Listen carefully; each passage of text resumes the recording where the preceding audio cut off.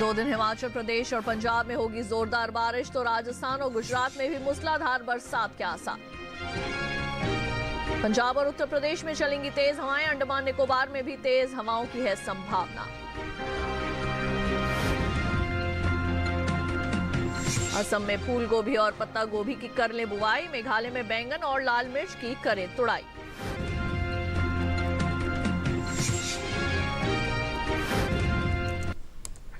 नमस्कार, आप देख रहे हैं दूरदर्शन किसान मौसम खबर में आप सभी का स्वागत है। मैं हूं ज्योत्सना टंडन। मौसम खबर में जानेंगे आगे आने वाले दिनों में कहां होगी बरसात, कहां रहेगा मौसम साफ, कैसी रहेगी तापमान की स्थिति, साथ ही किसानों के लिए कृषि सलाह भी। शुरुआत करते हैं आज की खास खबरों के साथ। गुरुवार को जम्मू कश्मीर और शुक्रवार को भी छिटपुट हिस्सों में हो सकती है वर्षा। लद्दाख और गिलगित में 2 दिन इक्का दुक्का जगह होगी भारी बरसात। 2 दिन हिमाचल और उत्तराखंड में कहीं कहीं होगी जोरदार बरसात।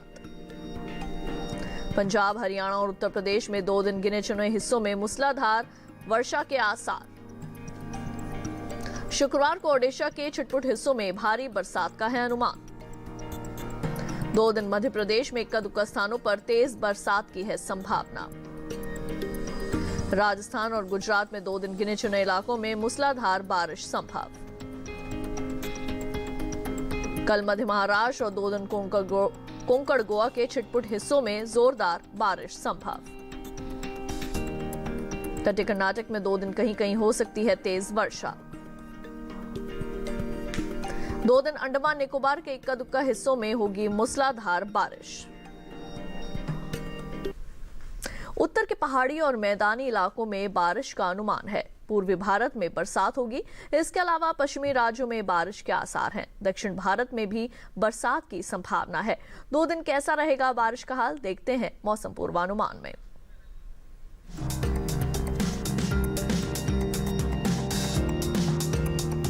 मौसम विभाग के अनुसार गुरुवार और शुक्रवार को जम्मू कश्मीर और लद्दाख में कुछ जगह बारिश होगी। 2 दिन हिमाचल प्रदेश और उत्तराखंड के अधिकतर हिस्सों में बरसात का अनुमान है। इसके अलावा पंजाब, हरियाणा और दिल्ली में कई स्थानों पर वर्षा की संभावना है। पूर्वी और पश्चिमी उत्तर प्रदेश में 2 दिन कुछ इलाकों में बारिश के आसार हैं। साथ ही 2 दिन पूर्वी और पश्चिमी राजस्थान में कुछ जगह बारिश होगी। मौसम विभाग की माने तो पूर्वी भारत में 2 दिन बिहार, झारखंड और ओडिशा में कई स्थानों पर वर्षा हो सकती है। वहीं गांगे पश्चिम बंगाल के कई इलाकों में पानी बरसेगा, तो उप हिमालय पश्चिम बंगाल और सिक्किम के कई हिस्सों में बरसात होगी। दूसरी ओर 2 दिन अरुणाचल प्रदेश में कुछ जगह वर्षा का अनुमान है।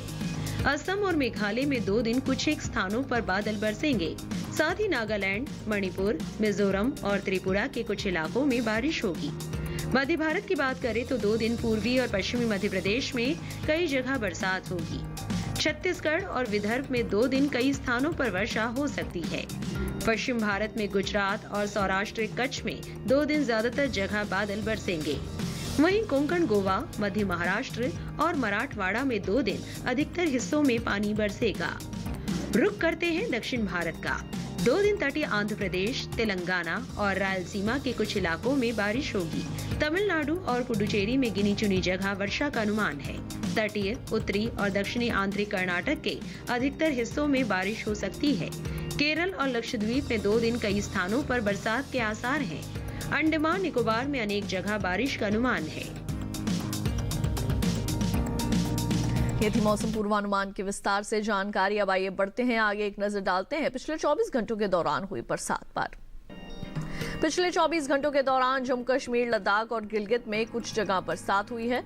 इसके साथ ही हिमाचल प्रदेश में कई स्थानों और उत्तराखंड के अधिकतर हिस्सों में पानी बरसा। पंजाब, हरियाणा और दिल्ली के कुछ इलाकों में वर्षा हुई। उत्तर प्रदेश के छिटपुट हिस्सों में बरसात हुई। अरुणाचल प्रदेश में ज्यादातर स्थानों पर वर्षा हुई। असम और मेघालय में कई जगह बरसात हुई, तो वहीं नागालैंड, मणिपुर, मिजोरम और त्रिपुरा में कई जगह बारिश देखी गई। उप हिमालय पश्चिम बंगाल, सिक्किम में कई स्थानों पर वर्षा हुई है। गांगे पश्चिम बंगाल में भी अधिकतर जगहों पर बादल बरसे, तो वहीं ओडिशा और झारखंड के ज्यादातर हिस्सों में भी वर्षा हुई। मध्य प्रदेश के कई इलाकों में तो छत्तीसगढ़ में अधिकतर स्थानों पर पानी बरसा। पूर्वी राजस्थान के कुछ हिस्सों और पश्चिमी राजस्थान में भी कहीं कहीं वर्षा हुई। गुजरात के कई इलाकों और सौराष्ट्र कच्छ में कुछ जगह पानी बरसा। आपको बता दें कि विदर्भ और कोंकण गोवा के ज्यादातर हिस्सों में वर्षा हुई है। मध्य महाराष्ट्र और मराठवाड़ा के ज्यादातर इलाकों में बारिश देखी गई। तटीय आंध्र प्रदेश में कुछ स्थानों पर बादल बरसे। तेलंगाना में कई जगहों और रायलसीमा में कहीं कहीं पानी बरसा। तमिलनाडु और पुडुचेरी में छुटपुट इलाकों के अंदर बारिश हुई। तटीय और दक्षिणी आंतरिक कर्नाटक के ज्यादातर हिस्सों में वर्षा हुई। केरल और लक्षद्वीप के अधिकतर इलाकों में बादल बरसे।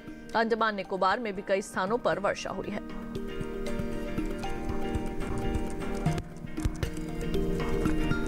और अब आइए बात कर लेते हैं तापमान की स्थिति की। सबसे पहले जानेंगे कैसा रहा अधिकतम तापमान। नागालैंड में इक्का दुक्का स्थानों पर अधिकतम तापमान सामान्य के मुकाबले 3 से 5 डिग्री ऊपर रहा। तमिलनाडु में कुछ एक इलाकों के अंदर अधिकतम तापमान सामान्य के मुकाबले 3 से 5 डिग्री ज्यादा मापा गया। पश्चिमी मध्य प्रदेश में भी अधिकतर जगह तापमान में 1.5 से 3 डिग्री का इजाफा हुआ है। पश्चिमी राजस्थान के ज्यादातर हिस्सों में अधिकतम तापमान सामान्य के मुकाबले 1.5 से 3 डिग्री ऊपर रहा। इसके विपरीत ओडिशा में कुछ स्थानों पर अधिकतम तापमान 3 से 5 डिग्री नीचे आया है। उत्तरी आंतरिक कर्नाटक में ज्यादातर जगह अधिकतम तापमान सामान्य के मुकाबले 3 से 5 डिग्री नीचे आंका गया। आपको बता दें कि हरियाणा के कई इलाकों में अधिकतम तापमान सामान्य के मुकाबले 1.5 से 3 डिग्री कम रहा। विदर्भ के भी अधिकतर हिस्सों में तापमान में 1.5 से 3 डिग्री तक की गिरावट दर्ज की गई। देश के मैदानी इलाकों में सबसे ज्यादा तापमान पश्चिमी राजस्थान के जैसलमेर में 41 डिग्री सेल्सियस रिकॉर्ड किया गया। अब आइए जायजा ले लेते हैं न्यूनतम तापमान की स्थिति का। हिमाचल प्रदेश में अधिकतर जगह न्यूनतम तापमान सामान्य की तुलना में 3 से 5 डिग्री ज्यादा रहा। पंजाब के ज्यादातर हिस्सों में न्यूनतम तापमान में 1.5 से 3 डिग्री तक की बढ़ोतरी देखने को मिली। देश के मैदानी इलाकों में सबसे कम तापमान पश्चिमी मध्य प्रदेश के खरगोन में 18.6 डिग्री सेल्सियस रिकॉर्ड किया गया। बुलेटिन में फिलहाल वक्त हो चला है एक छोटे से ब्रेक का। ब्रेक के बाद जानेंगे हम कैसे करें भिंडी की खेती। देखते रहिए दूरदर्शन के साथ।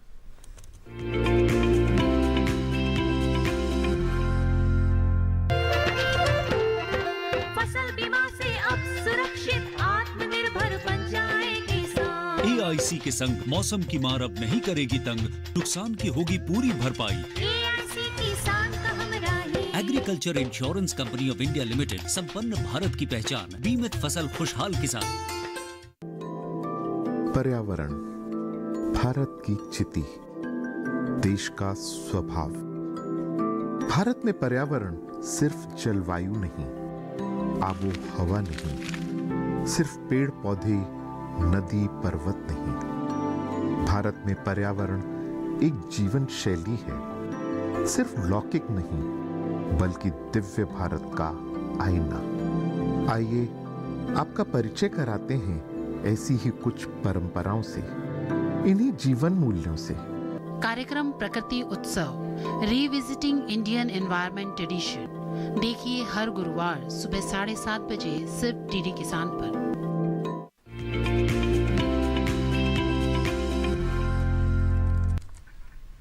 ब्रेक के बाद एक बार फिर आप सभी का स्वागत है। मौसम खबर में आइए बुलेटिन में बढ़ते हैं आगे और अब बात करते हैं खेती किसानी की। अभी बहुत सी जगहों पर बुवाई और तुड़ाई के लिहाज से समय अनुकूल है।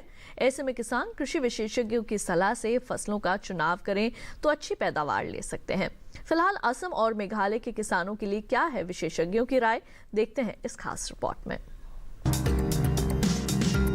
असम में धान के खेत से खरपतवार निकाले, धान की रुपाई करे, धान के खेत में जरूरी उर्वरक डाले।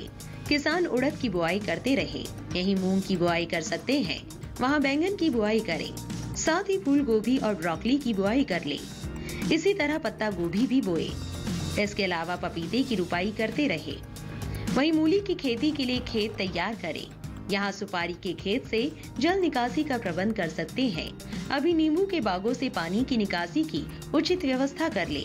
असम में मक्के में कीट लगने की संभावना है। ऐसे में मक्के में कीटों से बचाव के लिए कीटनाशक का प्रयोग करें। मेघालय में धान के खेत में निराई कर लें। धान के खेत से पानी की निकासी की उचित व्यवस्था करें। किसान मक्के की कटाई कर सकते हैं। वहीं फूल गोभी और पत्ता गोभी की बुआई कर ले, साथ ही ब्रोकली भी बोए। इसके अलावा बीन्स के खेत में निराई कर सकते हैं। बीन्स के खेत से जल निकासी का प्रबंध करें। यहाँ अदरक और हल्दी के खेत में निराई करते रहें। हल्दी और अदरक के खेत से पानी की निकासी की व्यवस्था कर ले। अभी बैंगन और लाल मिर्च की तुड़ाई करें। बैंगन और लाल मिर्च के खेत में निराई भी करते रहे। मेघालय में अनानास की कटाई कर सकते हैं। किसान अनानास के बागों में निराई कर ले। और अब आइए बढ़ते हैं आगे, बात करते हैं आज की फसल की। इस मौसम में भिंडी की बुवाई की जा सकती है, लेकिन अच्छी फसल आपको तभी मिलेगी जब आप बुवाई से लेकर भिंडी लगने तक उसकी देखरेख का ध्यान करें। ऐसे में क्या है बुआई का सही तरीका और किन किन कीटों से भिंडी को बचाने की आवश्यकता है, जानने के लिए देखते हैं कृषि वैज्ञानिकों की सलाह पर आधारित ये खास रिपोर्ट। ये मौसम भिंडी की बुआई के लिए अनुकूल है। उत्तरी भारत के मैदानी इलाकों में गर्मी की फसल जनवरी के अंतिम सप्ताह से मार्च तक और बरसात की फसल जून से जुलाई तक बोई जाती है। 1 हेक्टेयर में भिंडी की बुआई के लिए 18 से 22 किलो बीज पर्याप्त है। भिंडी की बुआई करने से पहले खेतों को जोत कर तैयार कर ले। खरपतवार को साफ कर ले। बुआई करते समय कतार से कतार की दूरी 30 सेंटीमीटर और पौध से पौध की दूरी 13 से 15 सेंटीमीटर रखें। किसान भिंडी की कई किस्मों की बुआई कर सकते हैं, जैसे पूसा मखमली, पूसा सावनी, लाल भिंडी और IHR 31 आदि। पूसा मखमली किस्म की भिंडी की लंबाई 6 से 8 इंच तक होती है। ये भिंडी लंबी, सीधी, चिकनी और हरे रंग की होती है। पूसा सावनी किस्म की भिंडी की लंबाई 10 से 15 सेंटीमीटर होती है। ये लंबी, पतली, नरम, चिकनी और गहरे हरे रंग की होती है। पूसा सावनी किस्म की 1 हेक्टेयर में 80 से 100 क्विंटल तक पैदावार ली जा सकती है। लाल भिंडी लंबी, सीधी और गुदेदार होती है, जबकि IHR 31 किस्म की भिंडी की लंबाई 24 सेंटीमीटर तक होती है।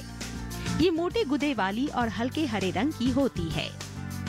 अगर बात सिंचाई की करें तो बुआई के तुरंत बाद फसल में पहली सिंचाई करें और फिर दूसरी और तीसरी सिंचाई 3 से 4 दिन के अंतराल पर करें। फसल की अच्छी पैदावार के लिए खेतों में समय समय पर निराई गुड़ाई करते रहें। तो अभी आपने भिंडी की खेती के संबंध में ली कुछ विशेष जानकारियां। अब आइए आपको मौसम के अनुसार खेती की कुछ खास बातें बता दें। उत्तराखंड में अदरक को सड़न की है बीमारी। रोकथाम के लिए कॉपर ऑक्सीक्लोराइड का करें इस्तेमाल। सोयाबीन में इस समय रतुआ रोग लगने का है अंदेशा। फसल की निगरानी करते रहें और उचित उपाय करें किसान। सब्जी वाली मटर की बुआई का काम समय से निपटा लें। पिछले महीने बोई गई बैंगन की फसल से खरपतवार निकालें। अमरूद में पत्तियां सूखने की समस्या आ सकती है। विशेषज्ञ की सलाह से तुरंत उचित उपाय करें। नैनीताल में मक्का की तैयार फसल की कटाई कर लें। राज्य में फूल गोभी और पत्ता गोभी की बुवाई का काम करें।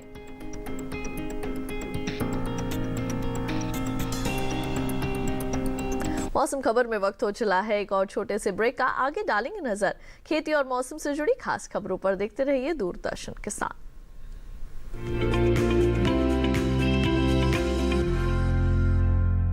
जानेंगे क्या है किसानों का हाल। हम पहुंचेंगे आपके गांव। मिलेगा सरकारी योजनाओं का ज्ञान। जब लगेगी चौपाल, देखिए चौपाल चर्चा सोमवार से शुक्रवार सुबह 9 बजे सिर्फ दूरदर्शन किसान पर।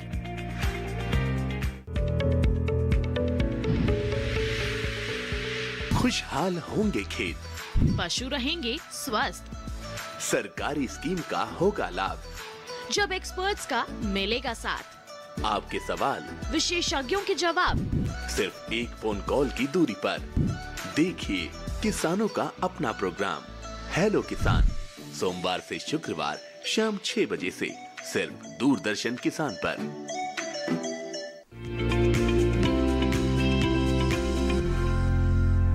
ब्रेक के बाद एक बार फिर आप सभी का स्वागत है मौसम खबर में। आइए बढ़ते हैं आगे, आपको मौसम के अनुसार खेती की कुछ और खास बातें बता दें। तेलंगाना में केले की रोपाई करें किसान,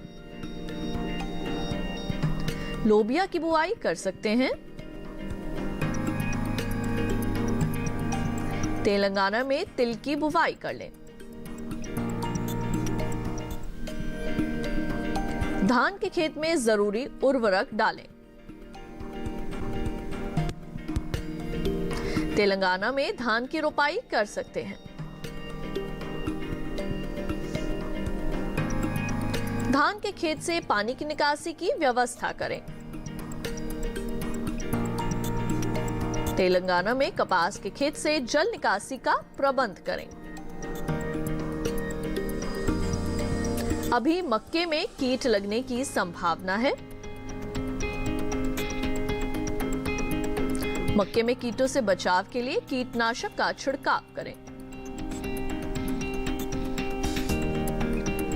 तेलंगाना में उड़द की बुवाई कर लें किसान।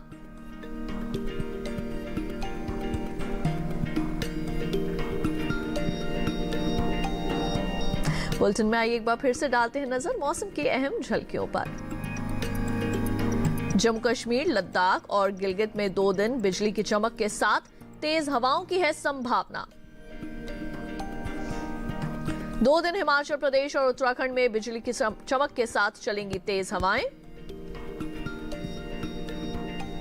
पंजाब, हरियाणा और दिल्ली में 2 दिन बिजली की चमक के साथ चल सकती हैं तेज हवाएं। 2 दिन उत्तर प्रदेश में बिजली की चमक के साथ तेज हवाओं के हैं आसार। झारखंड में कल बिजली की चमक के साथ तेज हवाओं का है अनुमान। कल मध्य प्रदेश और 2 दिन राजस्थान में बिजली की चमक के साथ चलेंगी तेज हवाएं। 2 दिन केरल में बिजली की चमक के साथ तेज हवाओं के हैं आसार।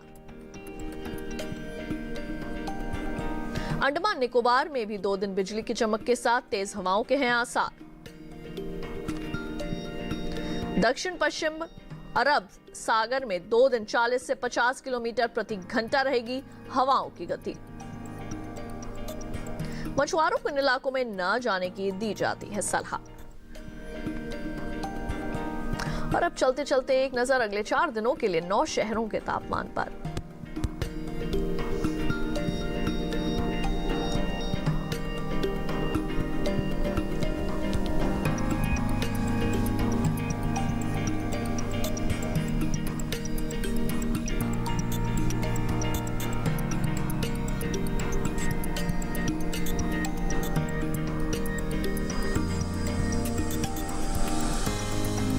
इस कार्यक्रम को आप डीडी किसान के YouTube चैनल पर भी देख सकते हैं।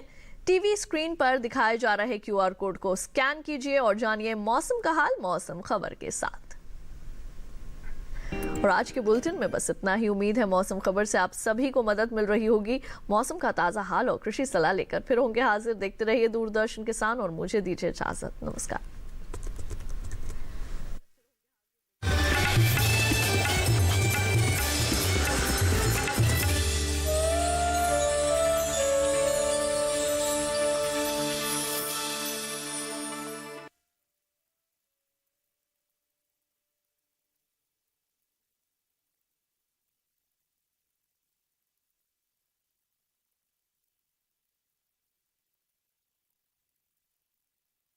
इंडिया लिमिटेड, संपन्न भारत की पहचान, बीमित फसल, खुशहाल किसान।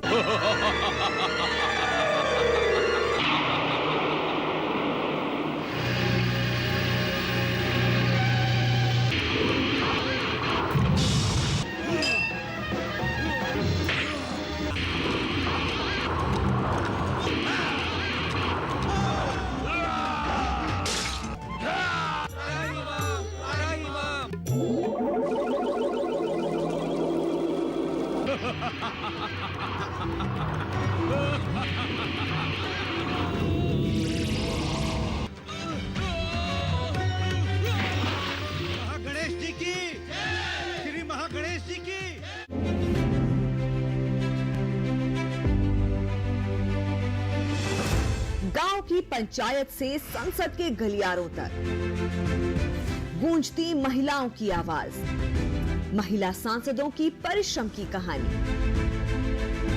सुनिए उनकी जुबानी हमारा खास कार्यक्रम नेत्री महिला सांसद और उनकी कहानियां, सिर्फ डीडी किसान पर। अगर माँ बाबा को ये बात पता चली तो वो कभी नहीं माने। तो आप क्या चाहते हो? ये भी तानपुरा लेकर ठुमरी गाए क्या? ना तो सुनने के लिए कोई बचा है और ना गाने के लिए। ये बाबा की ठुमरी को लेकर मैं कुछ नहीं सुनूंगा। और ये दूसरी बार कर रहे हो तुम। मैं तुमसे कभी पूछती हूँ क्या ये क्यों कर रही हो, ठुमरी क्यों गा रही हो? कि हमारी बातचीत में ठुमरी कहाँ से बीच में आ गई? ठुमरी गा के तुम संस्कृति और सभ्यता की देवी बन चुकी हो।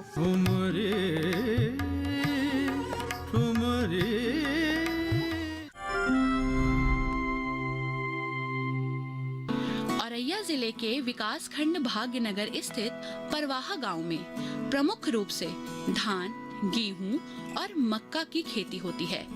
परवाहा क्षेत्र में पुरुषों के साथ महिलाएं भी खेती और पशुपालन में बढ़ चढ़कर हिस्सा ले रही हैं। यहीं की एक महिला किसान हैं, गीता देवी, जिन्होंने वैज्ञानिक तरीके से खेती करके इस क्षेत्र का नाम रोशन किया है। परवाहा गांव की रहने वाली गीता देवी कृषि कार्यों से जुड़ी हुई हैं। गीता के पास पैतृक जमीन 0.8 एकड़ है, जिस पर वो साल भर खेती करती थी, लेकिन उन्हें अनाज का अच्छा उत्पादन नहीं मिल पा रहा था। इन्होंने खेती के साथ पशुपालन भी अपनाया, फिर भी इनकी माली हालत में कोई सुधार नहीं हुआ। वर्ष 2015 में इन्होंने कृषि विज्ञान केंद्र परवाहा से प्रशिक्षण लिया और उत्पादन को बढ़ाया। इन्होंने वैज्ञानिक तरीके से ऊसर भूमि का सुधार किया। ऊसर सुधार के लिए ये धान के पुआल को जलाती नहीं है। इसके प्रबंधन के लिए धान की कटाई ऊपर से करती हैं और धान के पुआल को गेहूं की बुआई के बाद पूरे खेत में बिछा देती हैं, जिससे गेहूं का जमाव अच्छा होता है और पानी की भी बचत होती है। पुआल के प्रबंधन के साथ साथ भूमि की उर्वरा शक्ति भी बढ़ती है। मैं अथवर धान काटती हूँ, पुआल को इकट्ठा कर लेती हूँ, फिर बाद में हम गेहूँ बोने के बाद पुआल को खेत में फैला देती हूँ, जिससे मेरी खेत की नमी रहे और बीज भी अच्छा जमे और इसमें खरपतवार भी नहीं होता है। गीता देवी की जमीन कृषि विज्ञान केंद्र परवाहा के बगल में ही है, इसलिए गीता देवी कृषि विज्ञान केंद्र के वैज्ञानिकों के निरंतर संपर्क में रहती हैं। गीता देवी वैज्ञानिकों के सहयोग से धान की ऊसर प्रजाति CSR 36 का बीज उत्पादन कर रही हैं। ये 8 क्विंटल बीज उत्पादन कर 30 से 35 हजार रुपए अतिरिक्त आमदनी कमा रही हैं।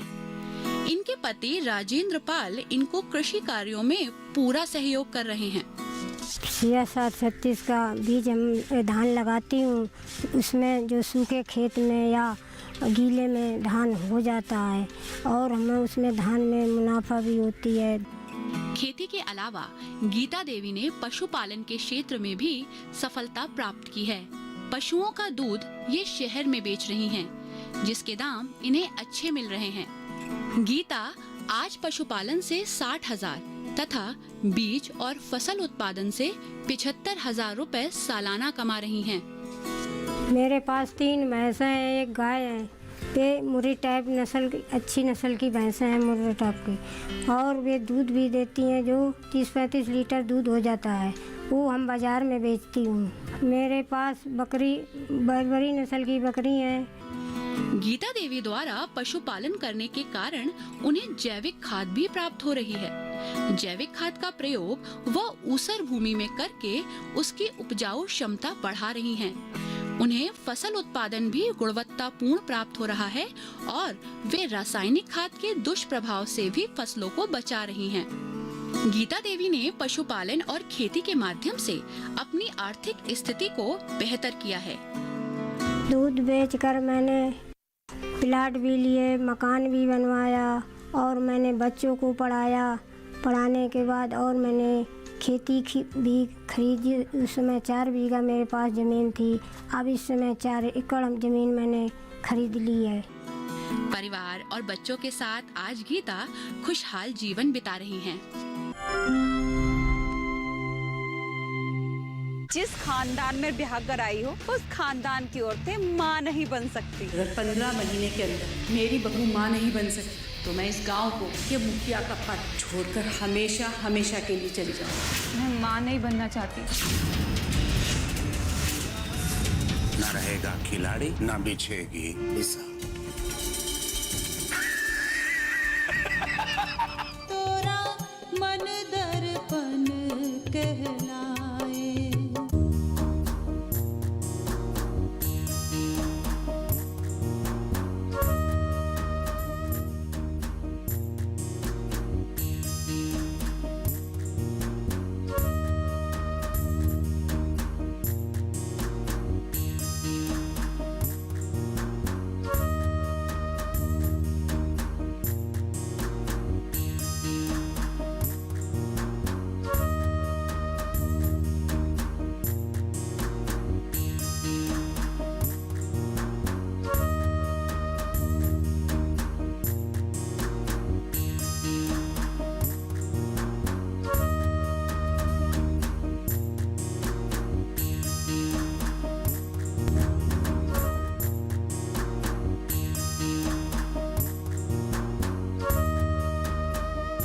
भारतीय खेती में तिलहन का मुख्य स्थान है। देश में तिलहनों में सुधार करने के लिए भारतीय कृषि अनुसंधान परिषद यानी ICAR ने अप्रैल 1967 में अखिल भारतीय तिलहन समन्वित अनुसंधान परियोजना की स्थापना की थी। 5वीं पंचवर्षीय योजना में तिलहनों, विशेष रूप से राई सरसों पर अनुसंधान कार्यक्रम को और भी सुदृढ़ बनाया गया। 28 जनवरी 1981 को हरियाणा कृषि विश्वविद्यालय हिसार में राई सरसों के लिए प्रथम परियोजना समन्वय इकाई की स्थापना की गई।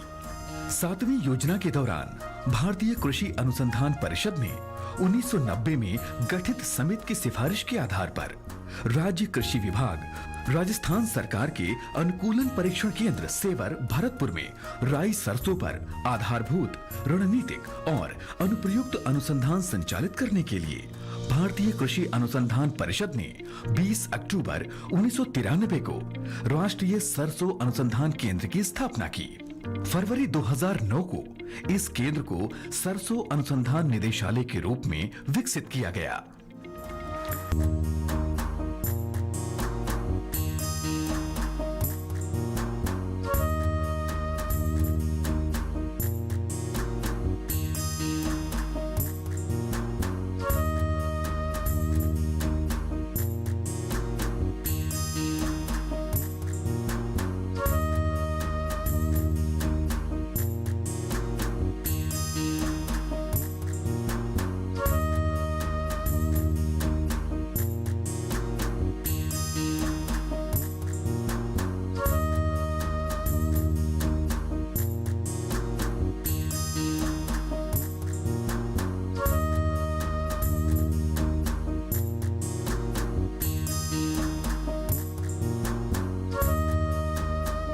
जिस खानदान में ब्याह कर आई हो उस खानदान की औरतें माँ नहीं बन सकती। अगर 15 महीने के अंदर मेरी बहू माँ नहीं बन सकती तो मैं इस गांव को ये मुखिया का पद छोड़कर हमेशा हमेशा के लिए चली जाऊँ। मैं माँ नहीं बनना चाहती।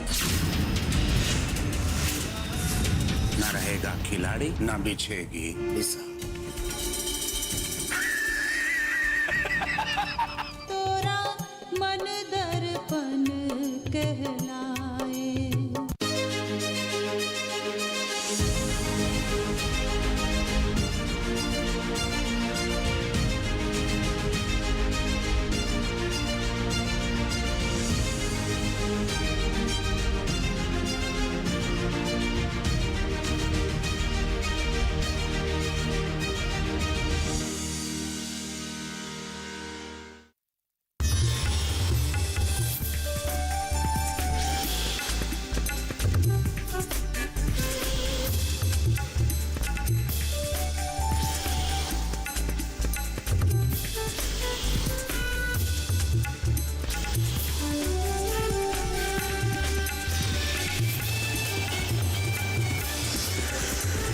टीवी के साथ बदलते भारत की शान।